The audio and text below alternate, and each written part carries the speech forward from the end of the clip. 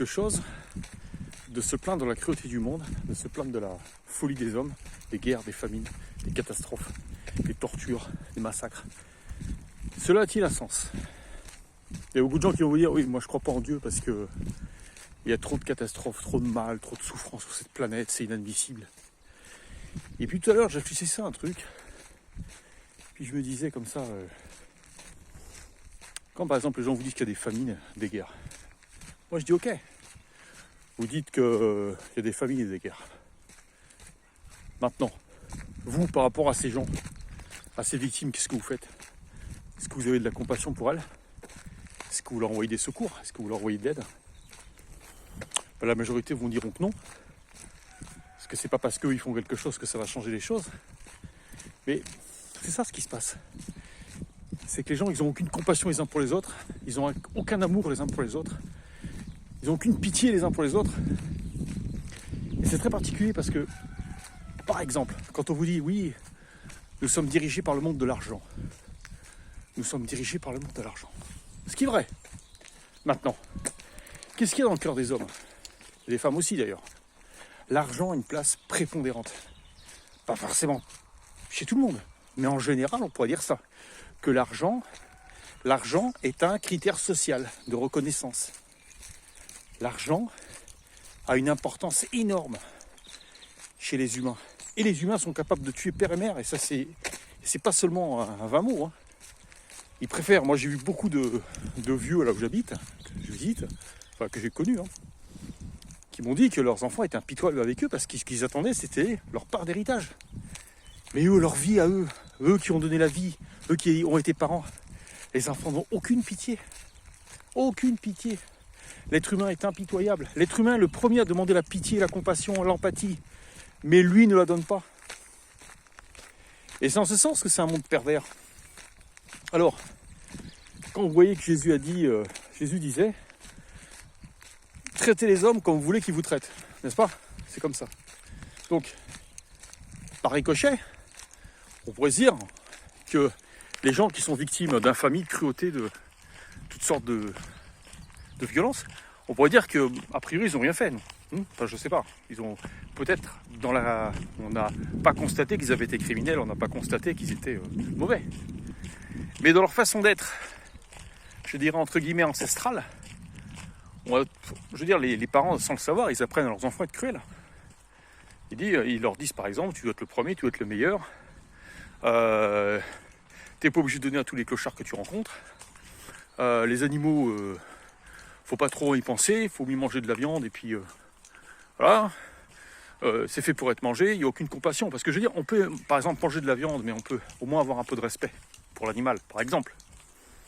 Mais ça, les gens, ils considèrent que c'est secondaire. Secondaire, d'accord? Et donc quand l'être humain est traité de la même manière, pas seulement par rapport au traitement sur les animaux, mais c'est cette tournure d'esprit. Cette tournure d'esprit impitoyable du moi d'abord, toi, tu comptes pas. Et le système, maintenant, on se plaint, c'est un système. Maintenant, les gens disent que c'est un système profiteur, c'est un système qui nous exploite, c'est un système qui n'a aucune pitié de nous, qui n'a aucun intérêt pour l'humain. Mais c'est le résultat de notre façon d'être. Et c'est ça ce que les gens ne comprennent pas. Les gens, ils récoltent ce qu'ils sèment.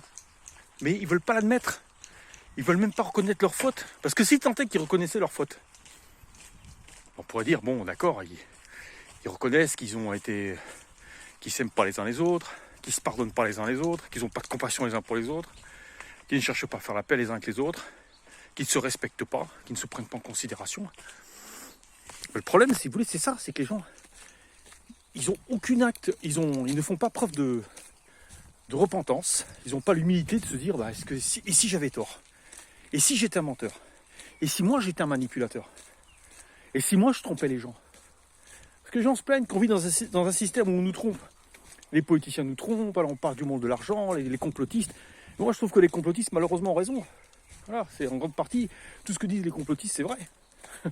Mais simplement, comme ce sont des gens, les gens qui nous dirigent comme ils sont, à l'image de nous, c'est-à-dire qu'on ne reconnaît pas nos torts, on ne reconnaît pas nos crimes, et bien non plus ne reconnaissent pas. Voilà, c'est à bon entendeur, tout simplement. Et en gros, c'est ça ce que je souhaitais manifester, c'est c'est le manque d'esprit conséquent, d'esprit responsable. Et donc commençons par être le changement que nous voulons voir dans le monde. Voilà. Et sans ça, s'il n'y a pas de responsabilisation, bonjour. S'il n'y a pas de responsabilisation, on ne pourra jamais évoluer, jamais faire les choses mieux. Alors il y a aussi autre chose, c'est que quand on dit, parce que pour ceux qui sont encore avec nous, parce qu'il y en a beaucoup qui partent au bout de 2 minutes, bon, ceux qui sont encore avec nous, alors il faut comprendre un peu quelle est la position de Dieu. Dieu, en fait, il a une immense peine et une immense préoccupation mêlée pour l'humanité, parce qu'il voit que l'humanité est vile, l'humanité est pécheresse. Donc lui, ce qu'il essaye de faire, ce qu'il a essayé de faire à travers son fils Jésus, c'est de nous encourager à nous repentir, à renaître, c'est-à-dire à arrêter ce cycle infernal qui nous est légué souvent par notre éducation, et souvent par un mauvais exemple, et souvent par souvent c'est la conséquence de ce qu'on a vécu. Soit que c'est une réaction, soit que c'est quelque chose qu'on a appris. Et donc, comme Dieu a de la peine parce qu'il voit que ces créatures ne sont pas dignes de son royaume. Ces créatures ne sont pas dignes de son royaume. Parce que qu'est-ce qui se passe? Imaginez. Si par exemple Dieu admettait tout le monde dans son royaume, les gens menteurs, les gens manipulateurs, les gens moqueurs, ceux qui font des bavardages, ceux qui sont jaloux les uns des autres, son royaume il serait voué à la perte. Son royaume il ne pourrait pas exister. Son royaume, ça serait un échec. Ça serait la catastrophe. Il faut comprendre ces choses. Alors, en contraste, qu'est-ce qui se passe? C'est que les gens préfèrent la souffrance, le mal, le cauchemar dans leur vie. Et ils préfèrent ils préfèrent s'acharner, s'entêter dans cette logique de souffrance et dans cette logique d'errance que de chercher la vérité, la repentance et décider, et au moins de vouloir se sauver. Il y a beaucoup de gens qui ne pensent même pas vouloir se sauver. Soit vous avez des gens qui vont vous dire moi de toute façon je serai sauvé parce que moi de toute façon je sais que je serai sauvé. Voilà, comme chez témoins de Jéhovah, là, les ouins savent qu'ils sont sauvés. Oui, pourquoi pas. Maintenant, Jésus était très clair, même dans les Écritures. Moi ce que je lis, c'est que d'abord, il faut croire en Christ comme sauveur et Seigneur. Deuxièmement, il faut mourir et renaître par le baptême. Troisièmement, il faut que non seulement on soit dans la grâce, mais que nos actions reflètent cette grâce. C'est-à-dire que beaucoup vont vous dire il suffit de croire en Jésus puis vous serez sauvés. Mais il faut être honnête aussi. Jésus, pourquoi il est venu? C'est pour faire changer l'humanité. Donc il faut nous démontrer qu'on est différent. Donc nos actions sont très importantes. Et donc, moi je vais vous dire une chose. Moi, pendant très longtemps, j'ai été quelqu'un de très... J'aimais bien rigoler, faire des blagues, faire un peu le pitre. Hein. Quelquefois, j'étais bon pour rigoler, etc. Mais je me suis rendu compte qu'à Dieu, ça ne lui plaisait pas, ça. Dieu n'aime pas les gens qui font des facéties. Des facéties. Ceux qui font des facéties, c'est faire le pitre, faire des blagues, faire rigoler les autres. Et ça, Dieu n'aime pas ça. J'ai pris conscience. J'ai dit, ok, j'arrête. Je vais pas m'entêter à faire un truc. Je dis, ça sert à rien de s'acharner dans une logique où on sait qu'on a tort.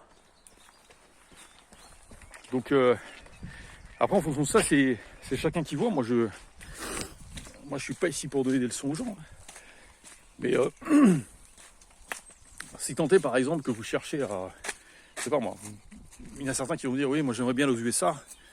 Si vous voulez aller aux USA, vous devez suivre le protocole pour entrer aux USA. Demander un visa, savoir parler anglais. Et puis suivre à la lettre tout ce qu'on vous demandera. Parce que bien entendu, si vous ne le faites pas, ça ne se passera pas bien. Le royaume de Dieu, c'est pareil. Faites ce qu'on vous demande. C'est pas un acquis. Le royaume de Dieu, c'est un chemin étroit. Jésus a dit, peu nombreux sont ceux, c'est un chemin étroit, peu nombreux sont ceux qui le trouvent. Peu nombreux sont ceux qui le trouvent, ça veut dire qu'il faut le chercher. C'est pas quelque chose qui va arriver comme ça, tout cru dans la bouche, et vous n'avez pas besoin de le chercher, ça c'est faux ça. Donc, je vous encourage à devenir responsable. Nous ne sommes pas des enfants, et aussi longtemps que nous ne voudrons pas être responsables, aussi longtemps que nous ne voudrons pas utiliser notre conscience pour reconnaître nos torts, et aussi utiliser cette conscience pour savoir comment mieux faire les choses,